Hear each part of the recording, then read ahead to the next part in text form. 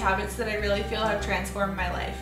I'm by no means perfect, I have so much room for improvement, but these are really just a couple things that I've found have made a big difference in my life, my health, my productivity, and just overall. I love the quote from John Maxwell that says, "You'll never change your life until you change something you do daily. The secret to your success is in your daily routine." I just think that's so true, and we put so much emphasis on being healthy and making these huge changes, but we really forget that the daily habits are what make those changes. So that being said, here's my first tip. Commit to a realistic style of eating that's healthy but also sustainable to you. Instead of trying to eat perfect, which is a trap I've fallen into over and over again, just try to make little changes that are actually going to be realistic. So instead of saying, "I'm never going to eat junk food again in my whole life," maybe just limit how much you're eating, or say no junk food on weekdays, and just kind of start there and then build your way up. I like to focus on creating healthy meals for my main meals, so eating a really healthy breakfast, lunch, and dinner instead of trying to eat perfect 24/7. So by healthy, I mean I like to eat lots of veggies, probably a protein source, and I really like to limit how much processed food I get. Obviously, everyone's body is different in this. Some people don't do well with dairy or grains, and some people do fine with those. So it's just about learning your body and what works well with you, and what works for you might not work for somebody else. If you're really struggling with eating, I think one good tip is picking one meal and just really committing to making that meal better. So maybe you love to eat like a sugary cereal, or you love grabbing a baked good for breakfast. So instead of doing that, maybe commit to having a healthy breakfast. So like fried eggs, or even a slice of multigrain toast. Once that one meal has become a habit and is a little bit easier for you, that's when you can maybe add in really focusing on healthier dinners. But basically just don't try to eat perfect all the time and then beat yourself up when you can't, because honestly that's not realistic to most of us. Number 2 is drink water. I know everybody is telling you this, but honestly you guys, it is so important. Not drinking enough water really just causes so many problems in our bodies. If I don't drink enough water, I almost always get a headache, my stomach starts feeling a little bit off, my brain is foggy, and I just feel crappy altogether. You should actually be drinking half of your body weight in ounces. So if you weigh 100 pounds, you should be drinking 50 ounces of water. And I know that sounds like a ton, but it's totally doable and so important. My best tip for drinking enough water is to find a cup that you really love. So I like to drink out of a huge mason jar, and I like ice cold water with a straw, and I add a couple drops of like a citrus essential oil. So obviously everybody has a different preference as to what kind of cup or water bottle you drink out of, but I think it's important to find something that you like drinking out of and then just be consistent with that. Number 3 is move your body. I'm a firm believer that the best kind of exercise you can do is something you love. Obviously you'll see different types of results with different workouts.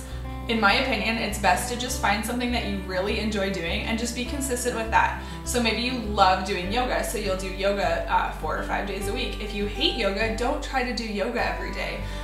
Maybe do Pilates or kickboxing, or maybe you love sprinting or going for walks outside. I don't really think that it matters what you're doing. It just matters that you're doing something to move your body and just stay active. And I go through seasons of liking different things, or just different things fitting in my lifestyle. Right now I have a 4-month-old puppy who needs a lot of attention, and he needs to be walked at least once or twice a day. So I find myself going for lots of long walks. And while I'd like to go back to more intense workouts one day, right now I just feel really good getting outside and going for walks every day. Number 4 is setting boundaries with your phone. So I know I suck at this one. It's really hard, especially because a lot of my job is done from my phone or online. But I'm constantly trying to find ways to limit my screen time. What I found that works really well for me is not letting myself scroll in the morning, because then I just get sucked in and I'm on social media like all day long. I love the idea of creating before you consume, especially if you have a job that requires you to be creative. So basically what that means is that when you first start working in the morning, you want to get your big checklist items off your list, especially if they require creating. And you want to do all of that before you go on social media and consume other people's stuff. And just as a disclaimer, I do not think social media is bad. I actually think it's an amazing tool that we have to connect with people and just to create so many opportunities. But that being said, I also know that it can be a huge time waste. So it's just really important to be able to create limits around it. Number 5 is learn to say no. So we live in a society that really glamorizes the idea of being busy, but I think there's so much value in just learning how to respect your time and not overcommitting yourself, especially to things that really don't add value to your life. It's really important to know your limits, how many social engagements, extracurricular activities, or whatever you can handle before you need a break. And yes, I realize that there's lots of things you can't say no to, like you obviously can't say no to going into work every day, but I do believe that there are things in everyone's lives that might not be the most beneficial for them. I think it's a really important skill to be able to learn to say no to people's requests and just protect your own time. Number 6 is get enough sleep. I know I sound like your mom, but I've always been such an advocate for getting enough sleep. There truly are very few people in this world who need less than 7 or 8 hours of sleep, even if they think that that's all they need.